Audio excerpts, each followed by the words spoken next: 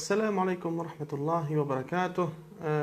Boa noite a todos. Estamos aqui mais uma vez em outra transmissão para falar de um tema que é bastante interessante, né? Assim que a gente vai dar um tempinho aí, deixa eu ver aqui, a gente vai dar um tempinho aí para as pessoas que estiverem assistindo, né? Poderem ter aí o seu tempo de começarem a entrar, começarem a compartilhar, né? Primeiro queria confirmar com todos aqui como é que tá o áudio, né? Como é que tá se dá para escutar bem, ou se tem alguma dificuldade em escutar, né? Porque aí a gente pode tentar ver o que é que dá para fazer, tá? Então a gente vai falar hoje sobre um tema, mas a gente está aberto também a falar, seja lá do que vocês quiserem, tiverem alguma dúvida, tiverem algum questionamento, algo a falar, é importante a gente tentar compartilhar, tá? Em nome de Deus, clemente, misericordioso, que a paz e a bênção de Deus esteja com o profeta Muhammad, com seus familiares, com seus companheiros, com todos aqueles que seguirem seus ensinamentos até o último dia. O Ramadã, o mês do Ramadã, que é um dos meses mais importantes dentro da religião do Islã, terminou, né? Então aquele ciclo de adoração que se vinha fazendo, os jejum, as orações noturnas, a caridade, a leitura do Alcorão, a recitação de louvores, né, adkar e tudo mais, que a gente tanto se empenhava, esse mês se acabou. Mas o que é que fica depois desse mês, né? Ou como a gente pode saber se o que a gente estava fazendo foi aceito ou não, né? Então, aqui eu vou falar um pouquinho sobre esse tema, tá bom? Deixa eu tentar... Acho que tá tudo ok, né? Não tá aparecendo para mim comentários, não tá aparecendo para mim nada. Então, não sei, né, pessoal, se está tudo ok aqui, tá bom? Deixa eu tentar ver aqui. Deixa eu ver. Isso, agora apareceu, olha aí. Agora apareceu. Que legal. Pronto, vamos lá. Mariam Vital, alaikum salam, rahmatullahi wa barakatuh. O áudio está ótimo para mim, que legal. O pessoal falou ok. Kerly Costa falou ok, que legal, tá bom. Ver alguns comentários já é algo que ajuda, né? Então, o que é que fica depois do Ramadã? Como a gente sabe se as nossas adorações, se o nosso esforço foi aceito ou não, né? Essa é a maior pergunta que fica, porque o profeta Muhammad, que a paz de Deus esteja com ele fez algumas promessas a respeito do Ramadã. Ele disse, né? Man sama Ramadana imanan wa ihtisaban ghufira lahu ma taqaddama min dhanbihi. Aquela pessoa que jejuar o mês do Ramadã com fé e certo da recompensa de Deus, terá todos os seus pecados passados perdoados. E disse também, Man qama Ramadana imanan wa ihtisaban ghufira lahu ma taqaddama min dhanbihi. E aquela pessoa que rezar durante as noites do mês do Ramadã com fé e certo da recompensa, terá todos os seus pecados passados perdoados, né? E disse também, Man sama laylatal qadri imanan wa ihtisaban ghufira lahu ma taqaddama min dhanbi. Aquela pessoa que jejuar a noite do decreto, que rezar durante a noite do decreto com fé e certo da recompensa, terá todos os seus pecados passados perdoados, né? E outro hadith, Qudsi, né? O Allah subhanahu wa ta'ala, Deus louvado seja, ele fala: Kullu amal ibn Adam lah illa as-sawm fa innahu li wa ana ajzi'u bih. Todas as ações do filho de Adão pertencem a ele, exceto o jejum. O jejum é meu e eu recompenso por ele. Então tem várias ações aqui relacionadas ao jejum. E o jejum não é uma prática religiosa só islâmica ou exclusiva islâmica, não. O jejum é uma prática que ela já vem antes do Islã, né? Jesus praticou o jejum e estabeleceu o jejum. Moisés praticou o jejum, estabeleceu o jejum. Davi praticou o jejum, estabeleceu o jejum. Então, todos os profetas praticamente anteriores ao profeta Muhammad praticaram o jejum, não é algo novo. E o jejum ele tem vários propósitos, né? Agora, o que é que fica depois do Ramadã, que é a grande pergunta ali do momento, né? Ramadã terminou e o profeta Muhammad deixou uma prática a ser feita depois do Ramadã, como uma recordação para que as pessoas não deixem o jejum totalmente, né? Ele disse: Man sama man akmala Ramadã, thumma atba'ahu sittan min Shawwal, faka'annama sama ad-dahr. Aquela pessoa que jejuar o mês do Ramadã e depois continuar jejuando e jejuar pelo menos 6 dias de Shawwal, será como se houvesse jejuado o ano inteiro, né? Então aqui tem um incentivo a que o jejum continue sendo praticado, que ele não seja totalmente abandonado, né? E o profeta Muhammad sallallahu alaihi wasallam disse: Man sama yawman fi sabilillah, né? Aquela pessoa que ela jejuar um dia só, um dia, né, pela causa de Allah, Allah irá afastá-lo 100 anos do inferno, né? 100 anos do inferno por um dia de jejum. Então, o jejum ele continua sendo uma prática incentivada dentro da religião do Islã. E o profeta Muhammad sallallahu alaihi wasallam jamais, durante todo o ano, jamais deixou de praticar os jejuns do dia de segunda-feira e do dia de quinta-feira, né? Então, esses 2 dias ele sempre jejuava, o dia de segunda e o dia de quinta. E é falado também que está na Sunnah o jejum dos 3 dias brancos, que seriam referentes aos 3 dias do meio do mês, que são os dias 14, 15 e 16 do calendário islâmico, que é onde a lua está cheia. Por isso chama Ayyam al-Bid, na verdade, referência à noite, né?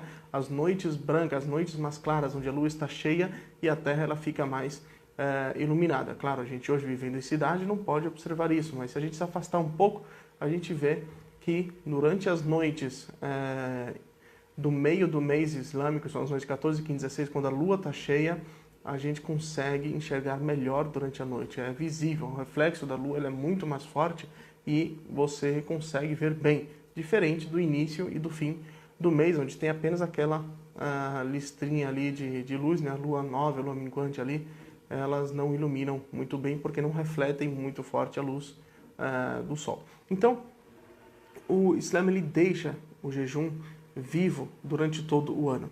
Não é algo que se faz apenas no mês do Ramadã, tá? O jejum ele é o 4º pilar da prática do Islã e continua sendo uma prática recomendada semanalmente na religião do Islã. Não é algo que se faz apenas no mês do Ramadã. E uma coisa bonita é isso, né? O Islã ele ensina que a gente não deve exagerar nas práticas religiosas, assim como a gente também não deve negligenciar, né? Abandonar por completo qualquer prática religiosa, nem a oração, nem o jejum, nem a caridade, nem a leitura do Alcorão, nem os louvores e as recordações, nem nenhuma prática religiosa. A beleza do Islã está exatamente nisso, na diversidade da adoração. O profeta Muhammad sallallahu alaihi wasallam costumava, quando se reunia com seus companheiros pela manhã ou pelo anoitecer, ele perguntava: quem hoje visitou um doente? Quem hoje visitou um irmão? Quem hoje ajudou um necessitado? Quem hoje fez aquilo? Começava a perguntar, diversificando as boas ações, porque isso é o que dá para o muçulmano a capacidade de ele não se cansar na religião, né? Não há como você abranger a religião inteira, né? Pois o profeta Muhammad sallallahu alaihi wasallam, que a paz esteja com ele, disse: aquela pessoa que for rígida na religião, a religião irá ganhar dela, né? Lan yushadda ahadukum fid din illa ghalaba. Toda pessoa que for rígida na religião, quiser abraçar a religião inteira, ele não vai conseguir, porque a religião vai ganhar dele. Uma pessoa nunca vai conseguir fazer tudo, né? Ela nunca vai conseguir praticar todas as boas ações, fazer todas as ações que é possível se fazer na religião. Não, a gente tem que escolher, e dentro daquilo que a gente escolhe, o recomendado é que cada um escolha aquilo que mais apetece o seu ser, que mais agrada o seu ser dentro das adorações. Há pessoas que o jejum é algo muito dificultoso para ela não aguenta muito, ela sente dificuldade e tal, então essa pessoa pode buscar a satisfação em fazer outras orações. ou pode orar, ela pode ser uma pessoa caridosa, ela pode ser uma pessoa estudiosa, contribui com seu conhecimento, ela pode ser uma pessoa que faz outros tipos de ações que também elas colaboram com a comunidade islâmica, colaboram com a religião e trazem para ele uma satisfação e também eleva a sua posição perante Deus. Então, o muçulmano ele tem que ter essa flexibilidade, tem que ter esse raciocínio, né? Quem for médico pode ser um excelente médico muçulmano, quem for engenheiro pode ser um excelente engenheiro muçulmano, quem for, seja lá o que for. Até as profissões que muitas pessoas não consideram de grande importância, elas podem trazer grande satisfação para esta pessoa e podem colaborar com a religião nisso. Então o Islã está exatamente nessa capacidade que ele tem de abranger tudo, e o muçulmano ele consegue ser um excelente muçulmano onde quer que ele esteja. A religião do Islã ela nos ensina isso, que o muçulmano ele pratica a religião em tudo aquilo que ele faz. Tudo aquilo que ele for fazer, ele vai estar praticando a religião. Deixa eu ver aqui, não sei se tem mais comentários, vamos ver aqui. Deixa eu tentar ver. Vamos lá. Eu escrevi alguma coisa aqui, né? Ok, só para ver se atualiza os comentários, né? Os comentários não estão... Tá bom. Vamos voltar aqui, deixa eu ver. Boa noite, irmão. Wanda Dutra, Valentine Família, salam alaikum. Márcio McCord, salam alaikum. Tá, tem um pessoal aí que falando salam alaikum, mas não tem nenhum comentário assim participativo, né? Então, eu vou contar aqui também uma história que realmente me veio na cabeça durante a semana e eu queria falar um pouco sobre ela com vocês, né? As pessoas se perguntam bastante se é possível a gente ver anjo durante a nossa vida, porque sempre que a gente fala sobre o profeta Muhammad, fala sobre outros profetas, a gente fala que um anjo foi até ele, um anjo veio, falou com um anjo, viu um anjo, etc. A gente vê isso nas escrituras sagradas repetidamente, várias vezes, né? Como num hadith em que o profeta Muhammad sallallahu alaihi wasallam menciona, narrado por Umar ibn al-Khattab, onde ele menciona que certa vez estávamos sentados com o profeta Muhammad, ou seja, ele e os companheiros do profeta Muhammad estavam sentados. Aí, eis que chegou um homem, ou seja, ele menciona um homem, eis que chegou um homem com uma roupa muito branca, um cabelo muito preto, sem a aparência de haver desgastes de viagem. Esse homem entrou com essas três características. Por que ele fala isso? E depois ele menciona, e nenhum de nós conhecíamos ele, né? Então, isso mostra exatamente uma característica que era impossível naquela época, né? As pessoas viviam em povoados, esses povoados eram fechados, todo mundo conhecia todo mundo, quando chegava alguém de estranho, de fora, todo mundo já sabia quem era. E só que essa pessoa, ela chegou de fora, ok? Ninguém conhecia ela, e ela tinha características de uma pessoa que não estava de viagem. Ele fala, Shadid bayad thiyab, com uma roupa muito branca. Shadid sawad sha'r, com o cabelo muito preto, o cabelo limpo, o cabelo arrumado, né? Não estava com aquele cabelo cheio de poeira, seco, todo desordenado, como quem tirou um turbante naquela hora, ou alguma coisa assim, né? وَلَا يَعْرِفُهُ مِنَّا أَحَدٍ, e nenhum de nós conhecíamos ele. Então ele tinha essas características, né? Aqui fala Marwa Rahwan, fala Assalamu alaikum wa rahmatullahi wa barakatuh. Wa alaikum assalam wa rahmatullahi wa barakatuh. Tá bom, valeu a participação. شديد بياض الثياب شديد سواد الشعر ولا يعرفه منا أحد. E ele tinha uma roupa muito branca, não era uma roupa suja. Ele não estava com roupa de quem estava viajando, né? Ele não tinha nenhuma sujeira nela. Shadid Sawad al-Sha'r, com um cabelo muito preto, muito arrumado, muito limpo, muito penteado. ولا يعرفه منا أحد. Como que ele poderia estar com essas características de uma pessoa que não viajou, que não vinha de fora, só que ninguém conhecia ele, ele não era dali, né? Então ele entrou até o profeta Muhammad sallallahu alaihi wasallam, que a paz de Deus esteja com ele, e ele fala, e colocou o seu joelho na frente do joelho do profeta Muhammad, colocou as suas mãos sobre as suas pernas e disse, ó Muhammad, se direcionou a ele diretamente, não disse, ó mensageiro de Deus, nem nada, ó Muhammad, pelo primeiro nome, direto, né? Akhbirni anil Islam, me diga o que é o Islã. Nessa hora, o profeta Muhammad, como Deus já revelou no Corão Sagrado, na Surata An-Najm, Surata das Estrelas, وَمَا يَنْتِقُ عَنِ الْهَوَى إِنْ هُوَ إِلَّا وَحْيٌ يُوحَى. O profeta Muhammad, uma das características dele é que ele não falava por falar. Ele falava apenas aquilo que Deus inspirava para ele, né? Então, naquele momento, o profeta Muhammad resumiu o Islã em 5 coisas. Apenas 5. O Islã. O que é o Islã? Foi perguntado a ele. Então, o profeta Muhammad resumiu o Islã em 5 coisas. Ele falou: "Al-Islam an tashhada an la ilaha illallah." O Islã é você dizer La ilaha illallah. Não há divindade merecedora da minha adoração senão Allah. Esse é o Islã, é o primeiro. Aquela pessoa que ela acredita na unicidade de Deus, aquela pessoa que ela está, digamos que, decidida a dedicar todas as suas adorações e devoções somente a Deus, ela terá força para dizer La ilaha illallah. Se ela for sincera e quiser somente a satisfação de Deus, né? Então dizer La ilaha illallah. Não há divindade merecedora da minha adoração senão Allah. Shahadatu la ilaha illallah. Wa iqamis salah. E ele fala iqamis salah, levantar a oração, né? Essa seria a tradução literal. Praticar a oração seria, né? Praticar a oração da forma correta. Porque a adoração, quando a gente adora a Deus, o único meio que o muçulmano ou que o ser humano em geral tem de se comunicar com Deus é através das orações. Deus não tem um telefone, Deus não tem um endereço, Deus não tem, né, um e-mail, não tem nada. O único modo é a adoração, é você rezar para Deus, é você orar para Deus. Então, praticar a oração, e essa oração ela é específica na religião do Islã. Por quê? Porque ela não está para me satisfazer, ela está para satisfazer a Deus, né? Então, a oração aqui seria rezar para Deus do jeito que Deus gosta, do jeito que é do agrado de Deus. E qual que é esse jeito? O jeito que foi ensinado pelo profeta Muhammad, que a paz de Deus esteja com ele.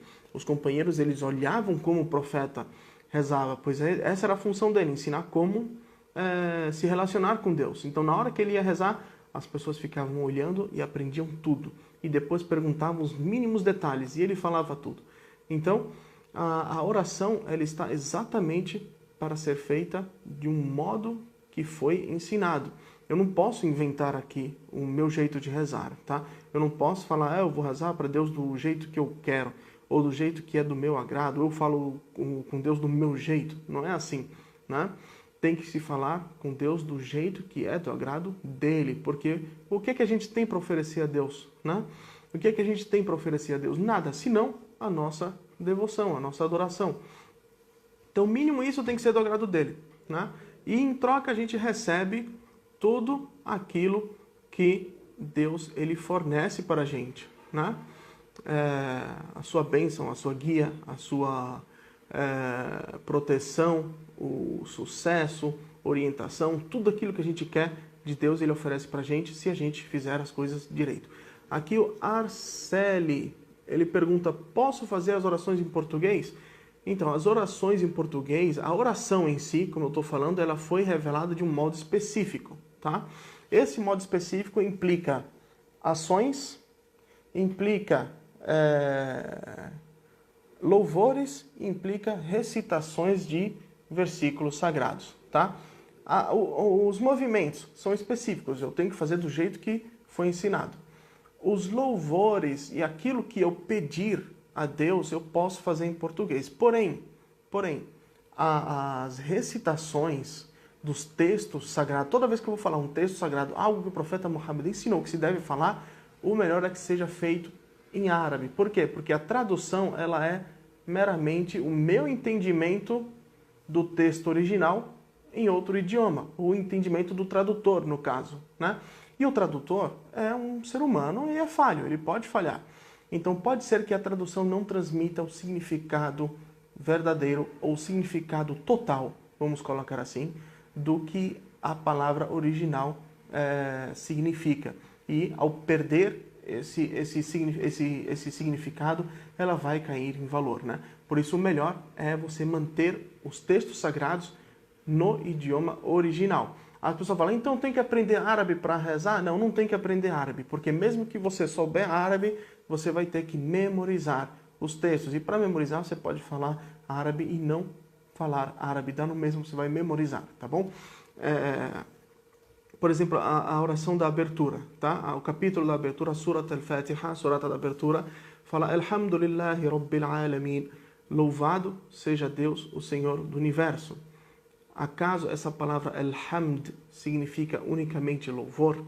Né? Ela está perdendo significado aqui, porque ela significa louvor, ela significa agradecimento, ela significa reconhecimento, ela significa várias coisas.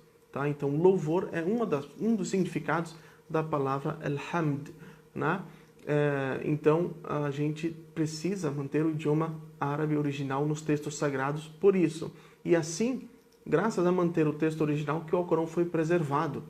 Né? O Alcorão não foi preservado porque existe um livro original guardado em algum lugar. Não. O Alcorão foi preservado porque ele está memorizado nos corações dos crentes. Deus louvado seja, fala no Alcorão Sagrado, Bal huwa ayatun bayyinatun fi suduri alladhina utul ilm. Em verdade, eles são versículos claros que estão nos peitos daqueles que receberam o conhecimento. Então, os muçulmanos memorizam o Alcorão. E por memorizarem o Alcorão, é que o Alcorão foi preservado. Se hoje em dia for impresso qualquer Alcorão que tiver uma letra diferente, no momento em que ele for recitado, o muçulmano vai falar, opa, esse Alcorão está errado. Não é assim que Deus revelou. O versículo correto é assim. E vai recitar o versículo correto. Crianças, no mundo islâmico inteiro, por todo lado, há crianças de 7, 8, 10 anos que sabem o Alcorão de memória. E praticamente não existe muçulmano no mundo que não saiba sequer um capítulo do Alcorão de memória. Tá? E é assim que o Alcorão foi preservado. Então, praticar a oração, a gente pode praticar a oração, há espaço dentro da oração para que você faça as suas súplicas, né? E nesses momentos você pode falar em português dentro da oração, tá? Porém, os textos sagrados, os louvores que foram ensinados, se devem manter no idioma árabe para não perderem o seu significado, nem digamos que a sua santidade, assim, o seu toque divino, porque são palavras que Deus revelou, né?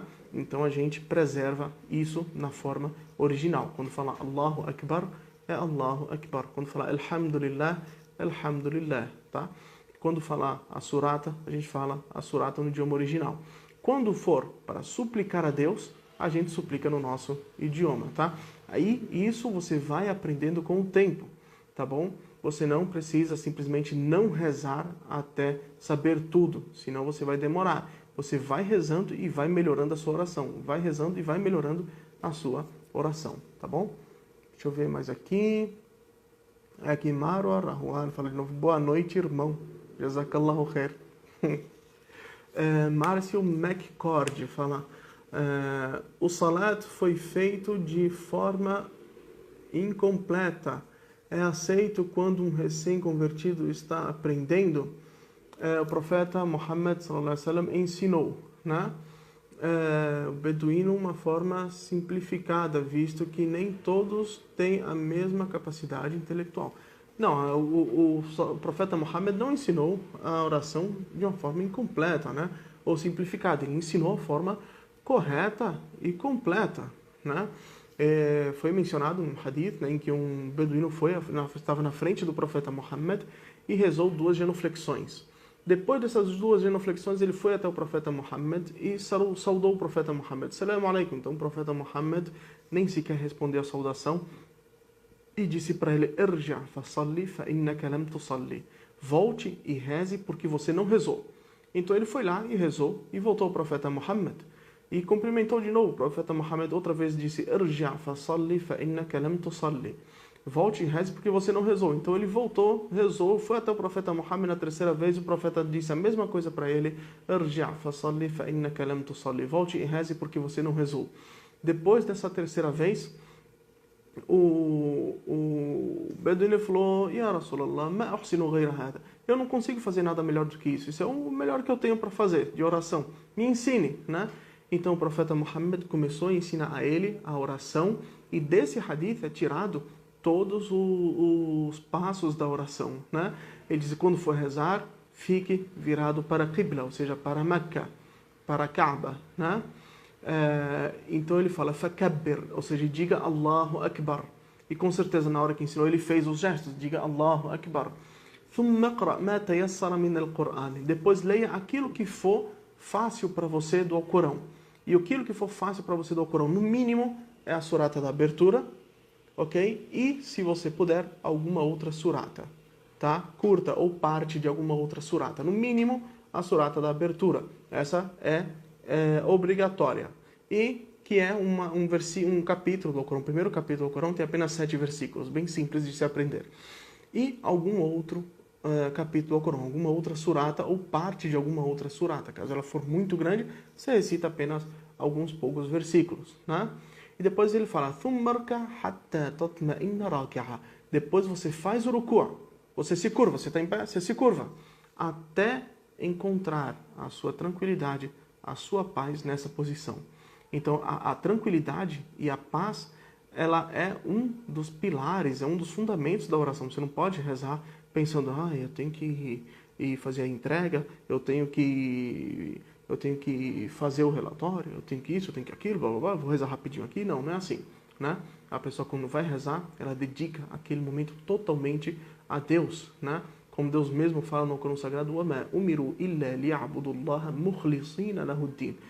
E não foi ordenado todos os mensageiros, senão que adorassem a Allah com a forma mais sincera. Então, no momento da adoração, mesmo que seja 5 minutos, esses 5 minutos dedicar totalmente a Deus e buscar a paz e a tranquilidade nesses 5 minutos. Tá bom? Não precisa 10 minutos, 15, 20, 30 minutos. Se você tiver tempo, tiver disposição, ótimo. Mas você deve praticar a oração da forma mais bela, tá bom? E o hadith, claro, ele continua, né? A gente não está falando disso, está falando do outro hadith, né? A gente falou da testemunho de fé e falou agora da oração, tá? Terceiro seria o zakat, né? O profeta Muhammad falou, shahadatu an la ilaha illallah wa iqamis salah wa ita'iz zakat, e pagar o zakat. O zakat na definição religiosa islâmica, é um dinheiro específico, ou seja, 2,5%, tirado de um grupo de pessoas específicos, aquelas pessoas que atingiram o teto de riqueza estabelecido na religião, que são 85 gramas de ouro. Quem quiser saber, basta buscar no Google e ver a cotação do ouro hoje, multiplica por 85 e você tem esse monte. Quem tiver esse dinheiro há mais de um ano, ou quem tiver uma renda mensal nesse valor, tem que pagar 2,5% de zakat uma vez no ano, tá? Um dinheiro específico, 2,5%, 2,5% de 85 gramas de ouro, né? Essa é a forma simplificada. Claro, quem tiver outros tipos de riqueza, ele vai ter que estudar para pagar o zakat, tá?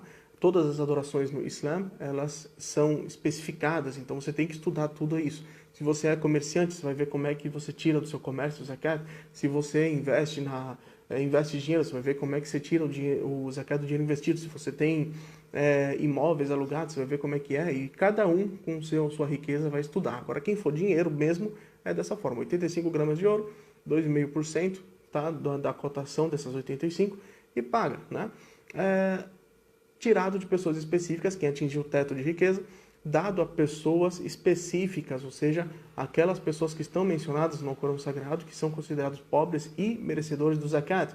Tem um versículo no Corão Sagrado, na Surata 12, que fala, Innamas sadaqat, em verdade, as caridades são lil fuqara wal masakin, e vai mencionando, tá?